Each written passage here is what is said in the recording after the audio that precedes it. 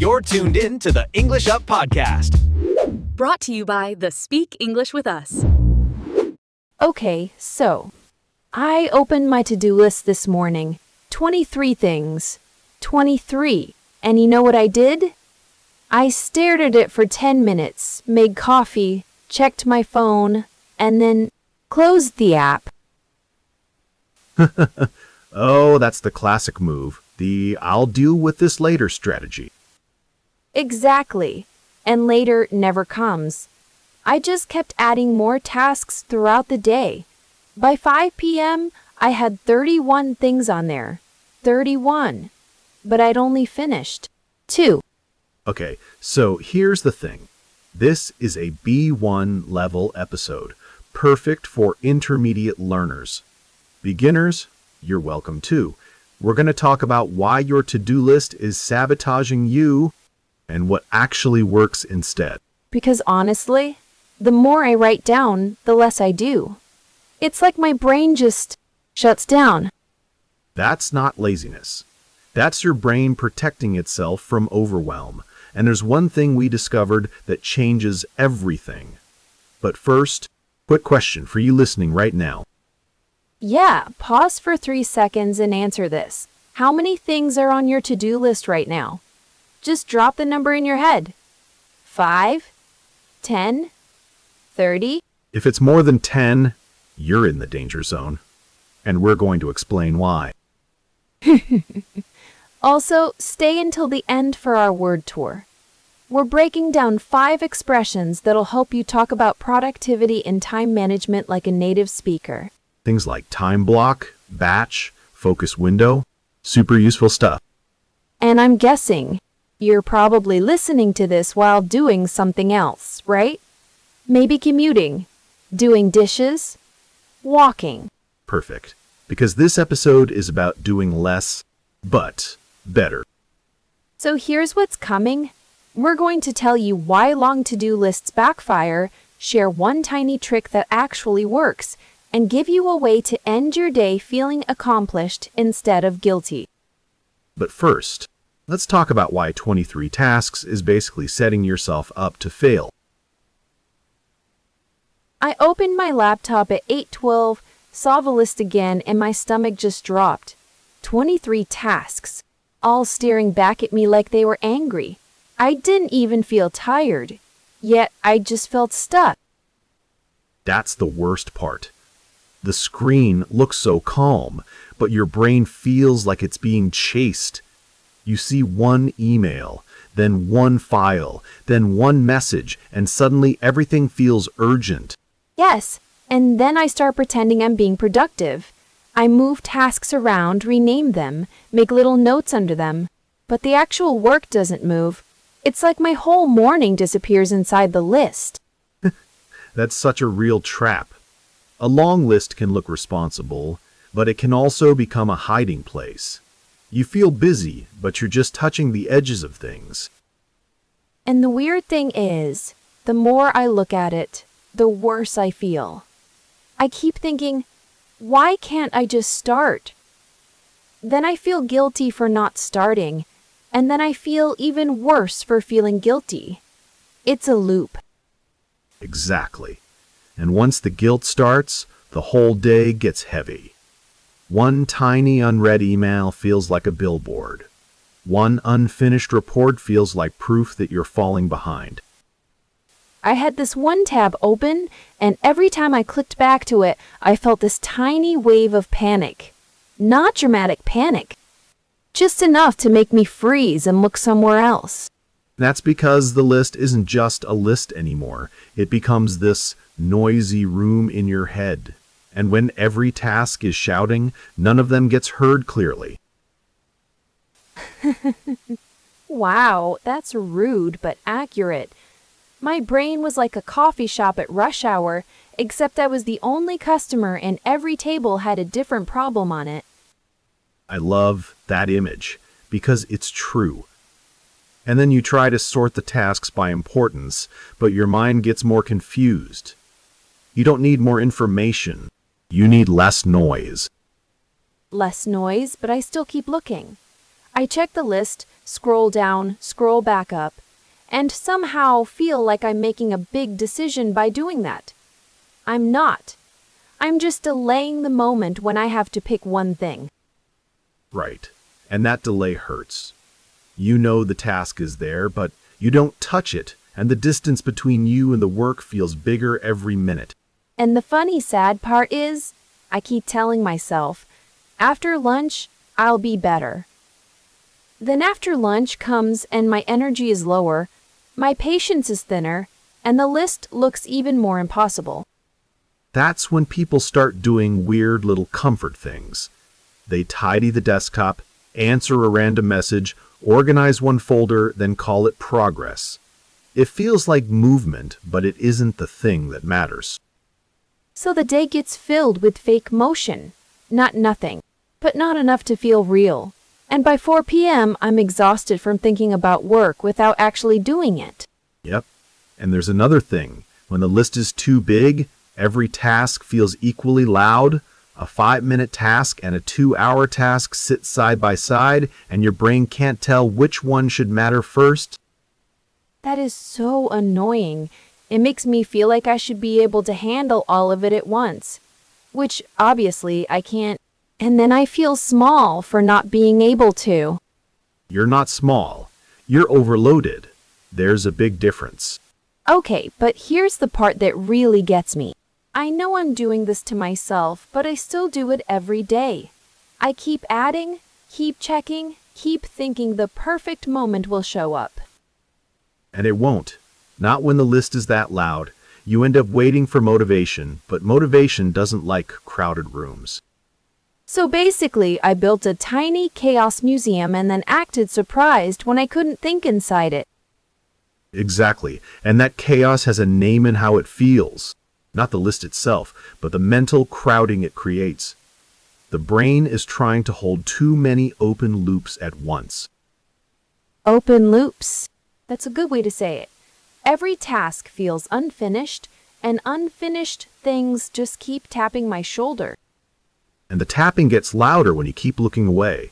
Time slips, energy drops, and then the list starts judging you for not being faster. Huh. Oh, it was judging me. Very dramatically. Like, nice try, Emma. You still haven't touched me.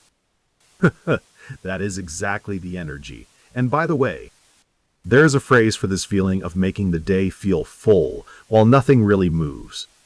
It's called a time block when you control it, but here it feels like the opposite. We'll talk about the real version later. Also, when people try to handle everything at once, they usually end up trying to batch random little tasks together without meaning to. It sounds efficient, but when your head is this messy, it just becomes more noise. Right, and then your supposed focus window disappears before it even starts. You sit down, the window opens, and 10 seconds later it's gone. And then you think, fine, I'll just wrap up the easy stuff first. But even that feels impossible when every item on the list is buzzing at you. Exactly. And if you're trying to cut down on the list by adding more notes and more reminders, you're not cutting anything down. You're just building a bigger pile. So the real story isn't that I'm lazy. It's that I'm trapped in this weird emotional traffic jam with 23 tasks and no clear lane. That's it. And in Act 3, we're going to show the gentler way out, because right now the only thing happening is more staring and more stress. Okay, but if my list is the problem, I still need something real. I can't just sit here and hope my brain magically becomes calm. Totally, and I'm not asking you to become a robot. I'm saying your day needs a shape, not a giant guilt blob. A guilt blob is painfully accurate and rude. But fine, what shape? Because right now my work feels like soup. Start with one time block. Not your whole day, just one. Pick 25 minutes, put it on the calendar, and let that little box be the only thing that matters for that round. Only 25 minutes? That sounds almost suspiciously small. It is small on purpose. When the block is tiny, your brain stops arguing. It says, fine, I can survive this.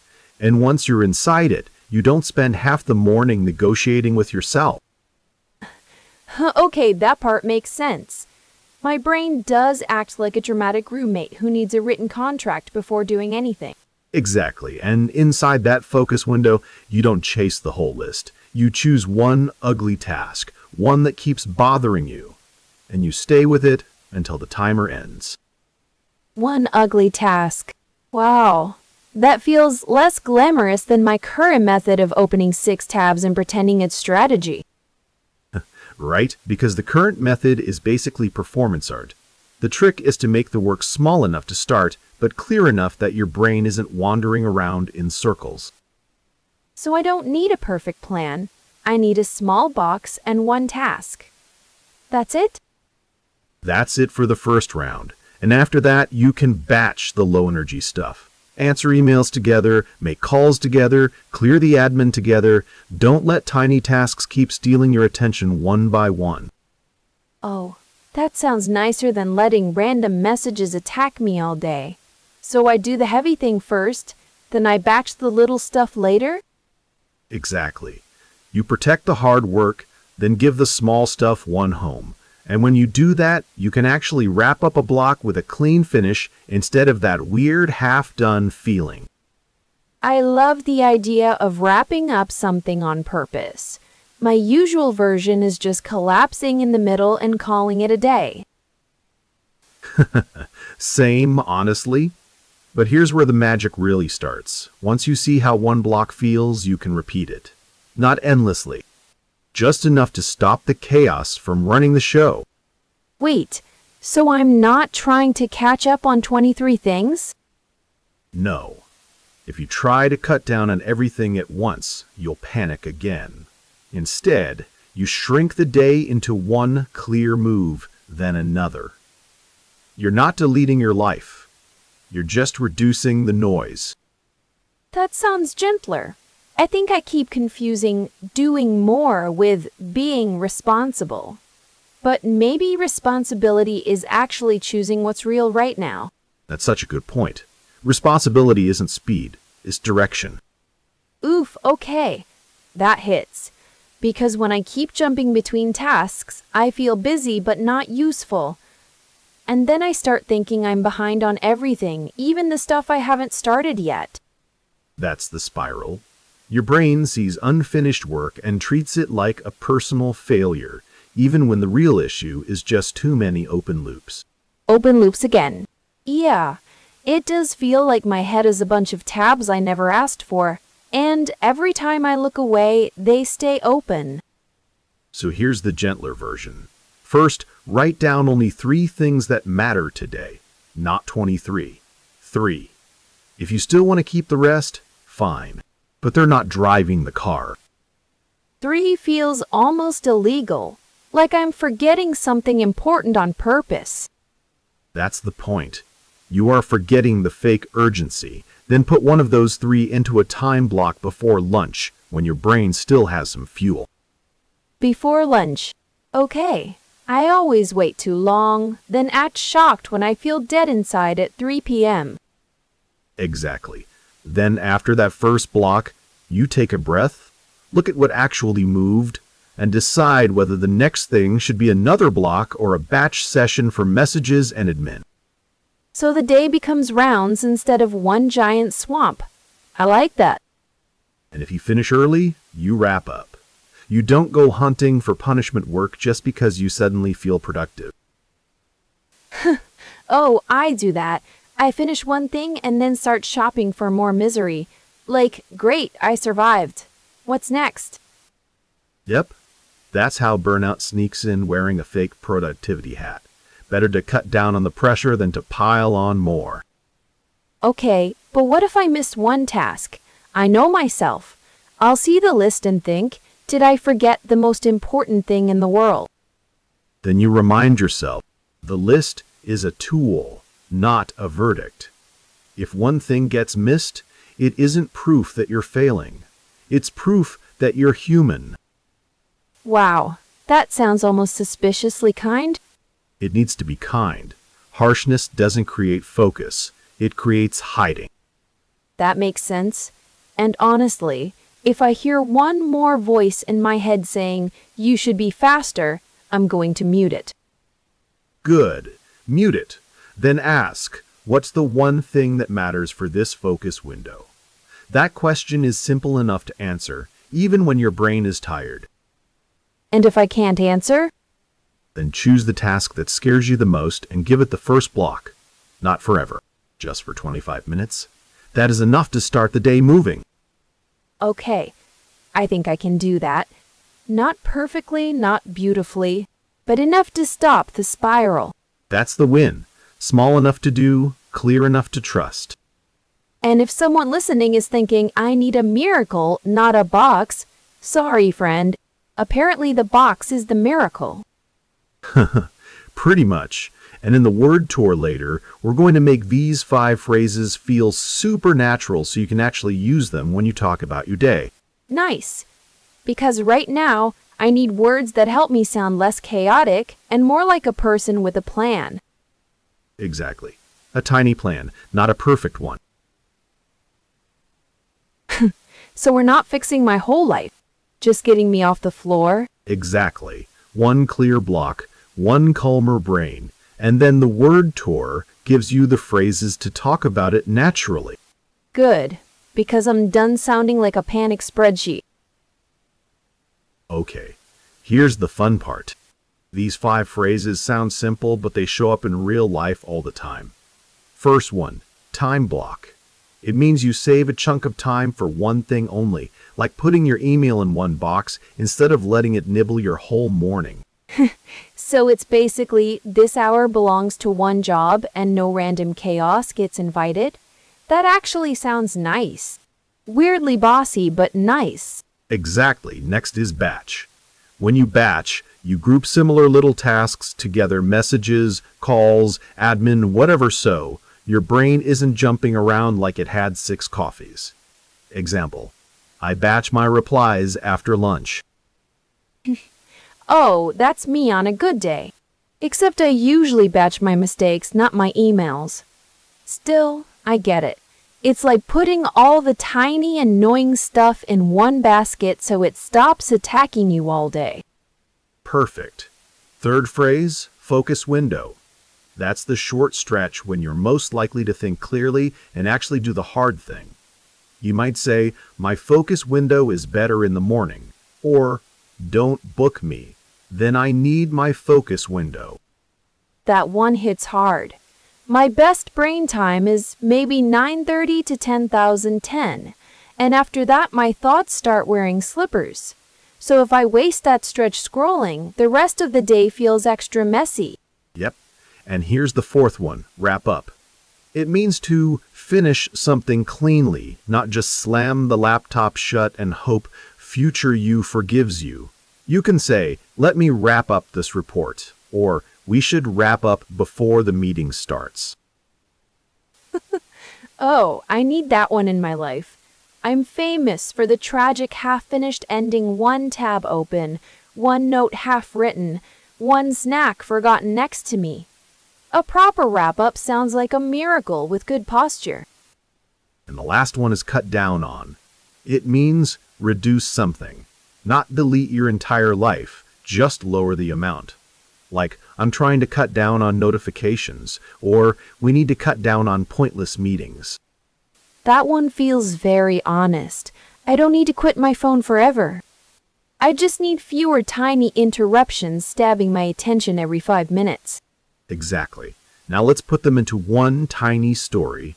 I time block my morning, batch my messages after lunch, protect my focus window, wrap up by 5, and cut down on noise.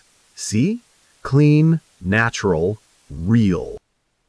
And that sounds like a normal person talking, not a productivity robot.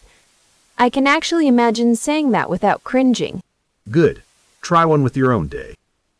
Okay, I time block 1 hour for work, batch the boring stuff later, and try to wrap up before I'm completely fried. Did I survive that? You did, and it sounded natural. One more time, but shorter. I need a focus window, then I'll batch the emails and cut down on distractions. Wow, That was annoyingly smooth. It really was. And that's the point. These phrases let you describe your day without over-explaining or sounding stressed.